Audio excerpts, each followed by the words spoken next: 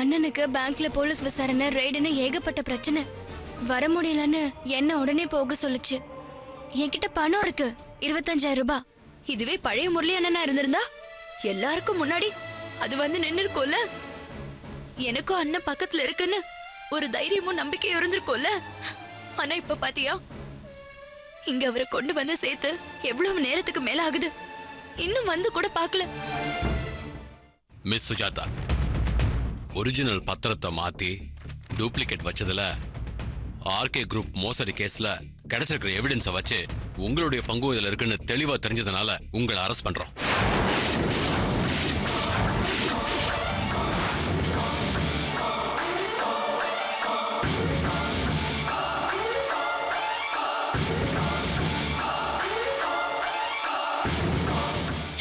ஐயோ கடவுளே, இது உனக்கே அடுக்குமா? அநியாயமா என் பொண்ணை அரெஸ்ட் பண்றீங்களே, நான் என்ன பண்ணுவேன் சார்? சார், உங்க கால்ல வேணாலும் விழுந்து கெஞ்சி கேட்டுக்கிறேன் சார். என் பொண்ணு நல்ல பொண்ணு சார், அவளை விட்டுடுங்க சார்.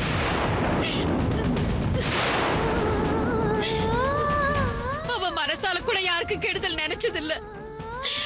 அவளை பத்தி பேங்க்ல விசாரிச்சு பாருங்க. எங்களுக்கு எவ்வளவு பெரிய பிரச்சனை இருந்தாலும் பேங்குக்கு வரவே கூடாதுன்னு சொல்லிடுவா. அவளை போய் இப்படி இதை அடுக்கவே அடுக்காது சார். உங்க வீட்டு பொண்ணு மேல இப்படி அபாண்டமா போய் சொன்னா சும்மா இருப்பீங்களா? அவர்கிட்ட என்ன பேச்சு மீனாட்சி? நம்மள மீறி நம்ம பொண்ணை எப்படி அரெஸ்ட் பண்ணான்னு பாக்குறேன். விட மாட்டேன் சார், விட மாட்டேன், விட மாட்டேன். மிஸ்டர், இதுக்கு மேல பேசினா நல்லா இருக்காது. என்ன பாக்குறீங்க சார்? அக்யூஸ்ட கூட்டு வாங்க. ஓகே சார், எனக்கு நீங்க கொஞ்சம் சும்மா இருக்கு சார். என் பொண்ணை விட்டுடுங்க சார். இவளை இப்படி அநியாயமா அரெஸ்ட் பண்ணி கூட்டிட்டு போறீங்களே, நாளைக்கு ஏதாவது இவளுக்கு ஒரு நல்லது நடக்குமா சார்? சார், என் பொண்ணு தப்பு பண்ண மாட்டா சார். அவ அப்படிப்பட்ட பொண்ணு இல்ல சார். அவ வாழ்க்கையை சீரழிச்சிடாதீங்க சார். உங்களை சாமியா நினைச்சு கையெடுத்து கூப்பிடுறேன் சார். இத பாருங்கம்மா, தயவு செஞ்சு என் கடமையை செய்ய விடுங்க.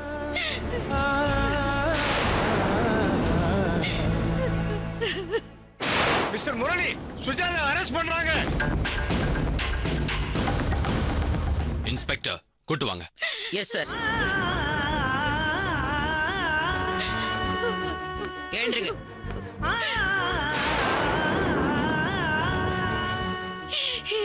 என்னங்க இது? எழுந்திருங்க.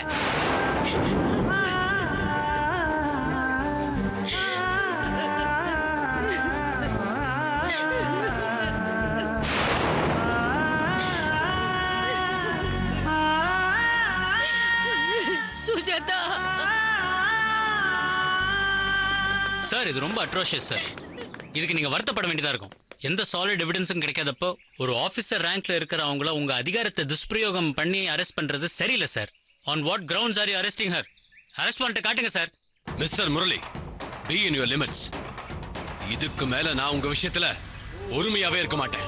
நீங்க யாரு? உங்களுக்கு எதுக்கு நான் வாரண்ட காட்டணும்? Who the hell are you? தள்ளி போய் நில்லுங்க, இல்லன்னா நடக்கிறதே வேற. இவங்க என்ன தப்பு பண்ணாங்க, ஏன் அரெஸ்ட் பண்ணுங்கிறத நான் கோர்ட்ல சொல்லிக்கிறேன்.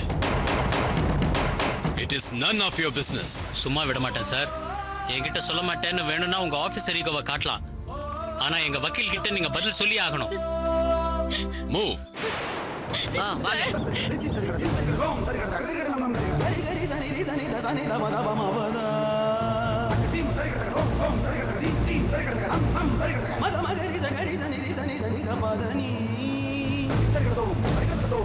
மேடம், நீங்க கவலைப்படாதீங்க, நாங்க இருக்கோம். நீங்க நம்பிக்கையோட போங்க. லாயரோட வந்து உங்களை பெயில் எடுக்கிறோம்.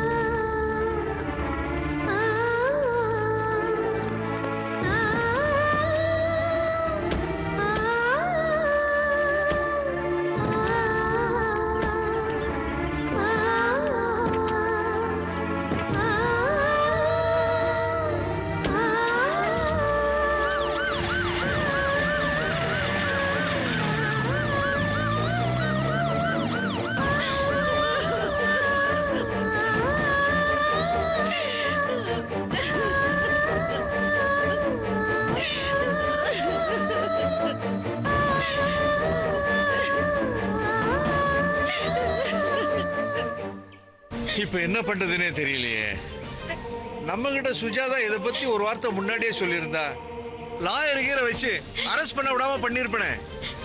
என்னங்க நீங்க சும்மா இங்கேயே நின்னு புலம்பிக்கிட்டு இருந்தா எப்படி? இந்த தம்பி கூட போய் என்னன்னு பாருங்க. பிரகாஷ் கல்யாணம் எல்லாம் எனக்கு முக்கியம் இல்ல. என் பொண்ணு சுஜாதா வீட்டுக்கு வந்து ஆகணும். நீங்க என்ன பண்ணுவீங்களோ ஏது பண்ணுவீங்களோ எனக்கு தெரியாது. சுஜாதாவை எப்படியாவது வீட்டுக்கு கூட்டிட்டு வாங்கல.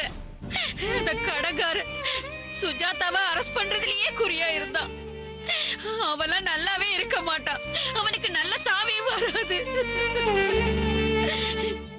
தம்பி இவரை கூட்டிட்டு போய் ஏதாவது ஏற்பாடு பண்ணுங்க தம்பி. சுஜாதா ரொம்ப மனசொடைஞ்சு போயிருக்கா. ஏதாச்சும் பண்ணுங்க தம்பி. அம்மா நீங்கள் கவலைப்படாதீங்க. யாரும் என் கூட வர வேணாம். நான் நேராக கமிஷனர் ஆஃபீஸுக்கு தான் போகிறேன். ஃபோனில் லாரிக்கிட்ட பேசிட்டேன். அவரும் அங்கே நேராக வந்துடுறேன்னு சொல்லிட்டாரு. நீங்கள் எதுக்கும் கொஞ்சம் அமைதியாக இருங்க. மனசில் போட்டு குழப்பிக்காதீங்க. எப்படியும் சுஜாதா மேடத்தை கூப்பிட்டு வந்துடுறேன். ஊருக்கு போகிறதுக்கு நீங்கள் ரெடியாக இருங்க. நான் கிளம்புறேன். சரிங்க தம்பி.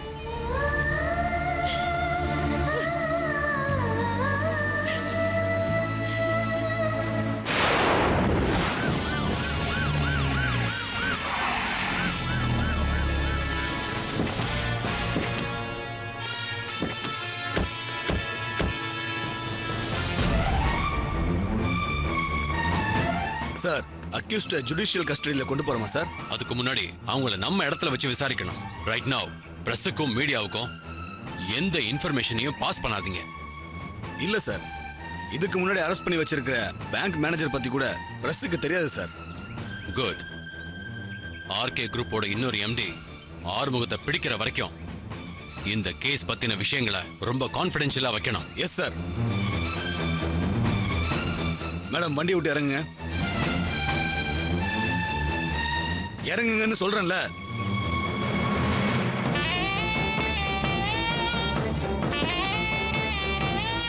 மேடம் கொஞ்சம் வழி விடுங்க.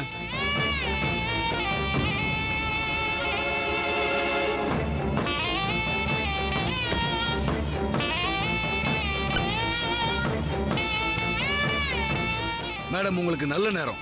இந்த கேஸ்ல தலைமறைவா இருக்கிற இன்னொரு அக்யூஸ்ட் எங்க கையில மாட்டாததால பிரஸுக்கெல்லாம் இன்ஃபார்ம் பண்ணல. இல்லனா இந்நேரம் பிரஸ் நியூஸ் சேனல்லாம் உங்களை சூழ்ந்திருப்பாங்க. அங்க பாருடி. ஆமா. பார்த்தா படிச்ச பொம்பளை மாதிரி தெரியுது. என்ன தப்பு பண்ணுச்சோ? அட நீ வேற. இப்பெல்லாம் படிச்ச பொண்ணுங்க தான் கொலையும் திருட்டியும் சர்வசாதாரணமா பண்றாளுங்க. ச்சே, இதெல்லாம் ஒரு பொழப்பா? இதுக்கு நாண்டுகிட்டு தொங்கலாம். மேடம் நீங்க வேணா சாரியால முகத்தை கவர் பண்ணிக்கிறீங்களா? நான் தப்பு பண்ணியிருந்தா தானே முகத்தை யாருக்கும் தெரியாம மறைச்சிட்டு வரணும். நான் எந்த தப்பும் பண்ணல. இல்ல கண்டவங்க பேசுறத கேட்டு கஷ்டமா தான் இருக்கு. பாத்தியா, சாரிய போட்டு முகத்தை மூட மாட்டாளாம். கள்ள காதலா இருக்கும். இல்ல சீட்டு கம்பெனி நடத்தி மோசம் பண்ணவளா இருப்பா. இருக்கும் இருக்கும். எவ்வளவு தைரியம் பாத்தியா? ஏமா உங்களுக்கெல்லாம் வேலை வெட்டி இல்ல? வேடிக்கை பாக்குறதுனா போதுமே, அப்படியே வந்துருவீங்களே. வாங்கம்மா. ஆமா, இவங்க காசு வாங்கியிருப்பாங்க போல இருக்கு. எப்படி சப்போர்ட் பண்ணி பேசுறாங்க பாரு. நீங்க வாங்க.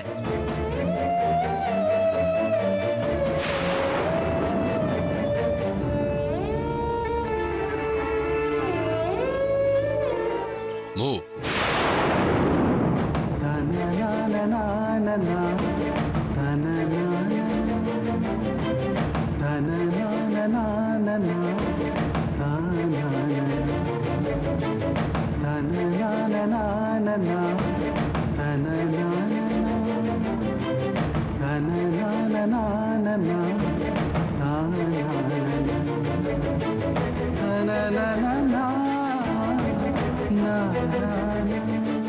நீங்க இங்க இருங்க. Okay sir. நீங்க வாங்க. நடங்க.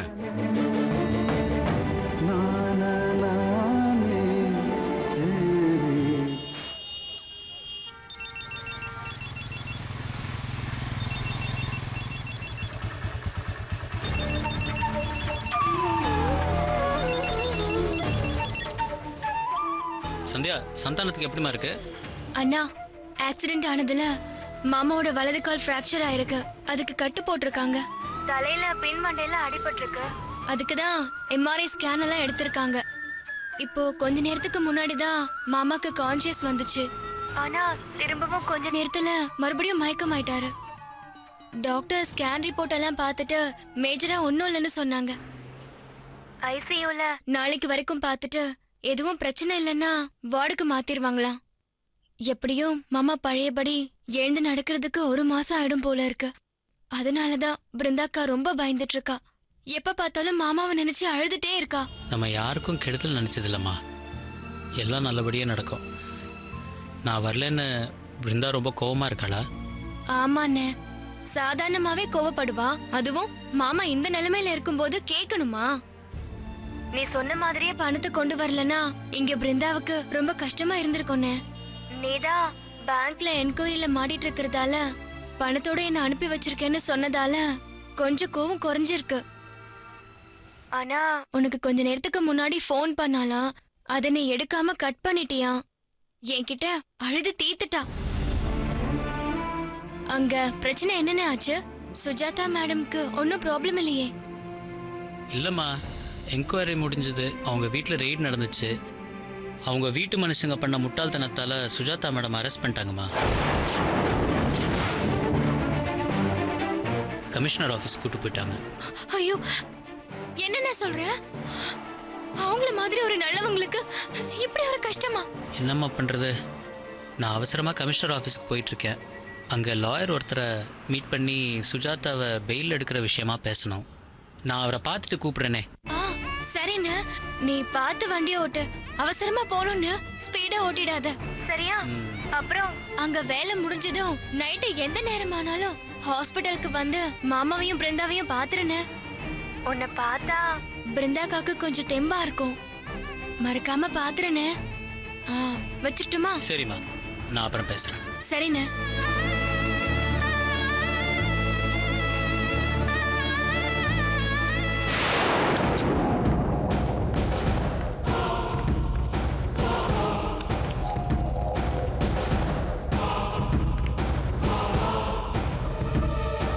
இந்த எவிடன்ஸ்லாம் லாக்கர்ல வச்சிருங்க. நீங்க போங்க. Okay sir.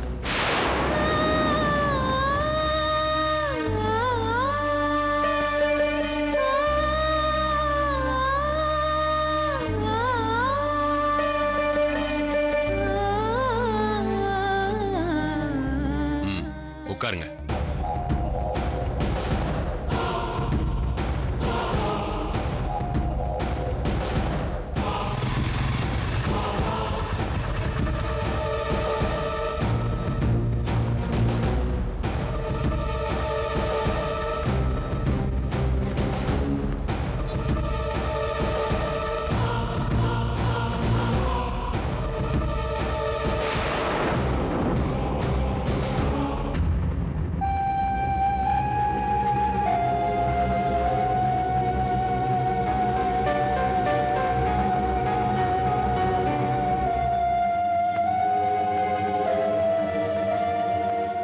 Excuse me.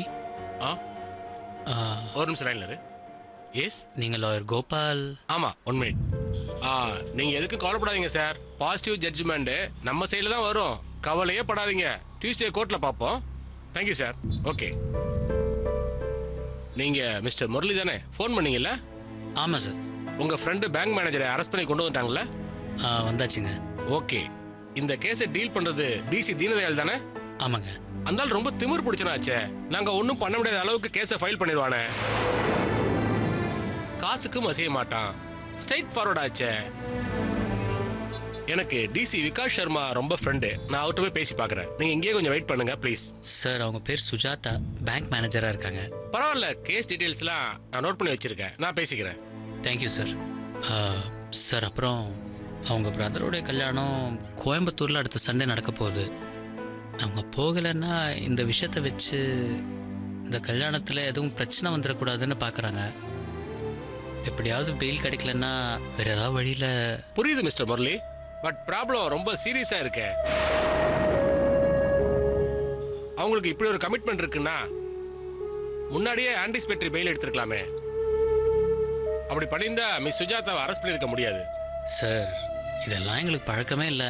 என்னோட பேங்க் சர்வீஸில் இந்த மாதிரி ஒரு போலீஸ் என்கொயரி இதான் ஃபர்ஸ்ட் டைம் பார்க்குறேன். It's all right mister Murali. நான் என்ன பண்ண முடியும்னு பார்த்துட்டு வந்து சொல்றேன். கொஞ்சம் வெயிட் பண்ணுங்க please. Okay sir, thank you very much.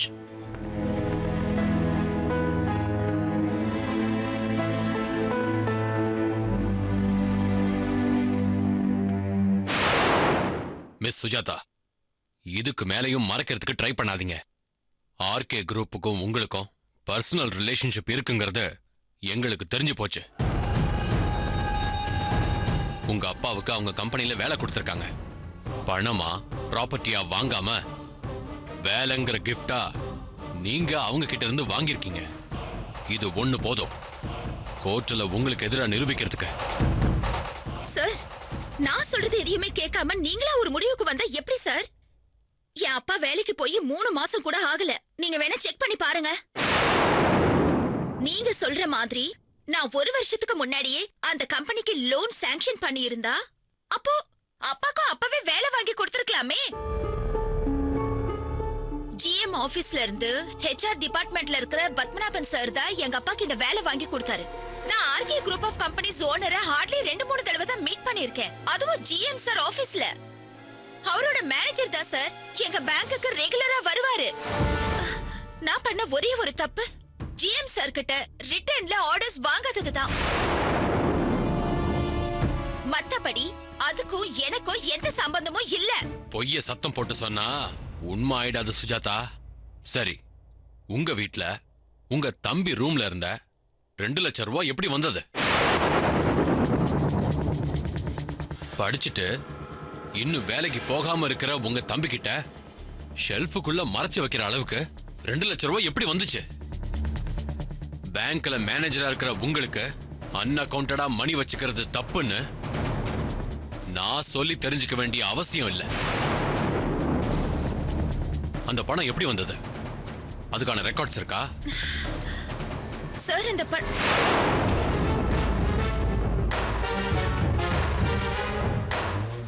இப்ப அந்த பணம் பிரகாஷோட மாமனார் அனுப்பினதுன்னு சொன்னா போலீஸ் அதுக்கான ஆதாரத்தை கேட்கும். சொல்ல முடியாது. அவருக்கே கூட போன் போட்டு கேட்பாங்க. அப்போ என்ன அரெஸ்ட் பண்ணிருக்கிற விஷயம் நித்யாக்கும் அவங்க அப்பாக்கும் தெரிய வரும். இதனால அவங்க அப்பா கோவமாயி கல்யாணத்தை நிறுத்திட்டா பிரகாஷால அந்த டிசப்பாயின்மெண்ட்டை தாங்கிக்க முடியாது. இந்த கல்யாணத்துல அவர் ரொம்ப ஆசையா சந்தோஷமா இருக்கான். அவனுக்கு நல்லது பண்ணலனாலும் என்னால அவன் சந்தோஷம் கேட்டக்கூடாது. என்னால அவனுக்கு கஷ்டமும் தலைக்குனிவும் வரக்கூடாது. எத்தனையோ வலியும் அவமானத்தையும் பார்த்தாச்சு. இப்ப அதை சொல்லி அவன் கல்யாணத்துல பிரச்சனை வந்துடக்கூடாது. என்ன ரொம்ப யோசிச்சுட்டு இருக்கீங்க சுஜாதா? நேரம் போய்கிட்டு இருக்கு. சார், நான் சத்தியமா சொல்றேன், அந்த பணத்தை நான் யார்கிட்டயும் லஞ்சமா கை நீட்டி வாங்கல. ஆனா அதுக்கான ஆதாரத்தை என்னால இப்ப தர முடியாது சார். நான் இப்ப ஒரு தர்ம சங்கடமான சூழ்நிலையில இருக்கேன். தயவு செஞ்சு என்கிட்ட எதுவுமே கேட்காதீங்க சார். மிஸ் சுஜாதா, என்னோட பொறுமைக்கும் ஒரு எல்லை இருக்கு. அப்புறம் எங்க முறைப்படி விசாரிச்சா நீங்க தாங்க மாட்டீங்க. நீங்க ஒரு லேடிங்கிறதுனால நான் ரொம்ப பொறுமையா சாஃப்டா இருக்கேன். ஆனா இப்படியே இருப்பேன்னு சொல்ல முடியாது. உங்களுக்கு சரியா 30 நிமிஷம் அவகாசம் தரேன். அதுக்குள்ள உண்மையை சொல்லிட்டீங்கன்னா அது உங்களுக்கு நல்லது. இல்லனா you have to face the consequences. இன்னும் 2 நாள் எங்க கஸ்டடியில தான் இருக்க போறீங்க. என்ன நடந்தாலும் யாருக்கும் தெரியாது. உங்ககிட்ட உண்மை எப்படி வர வைக்கிறதுன்னு எங்களுக்கு தெரியும். ஆனா அத உங்களால தாங்கிக்க முடியாது.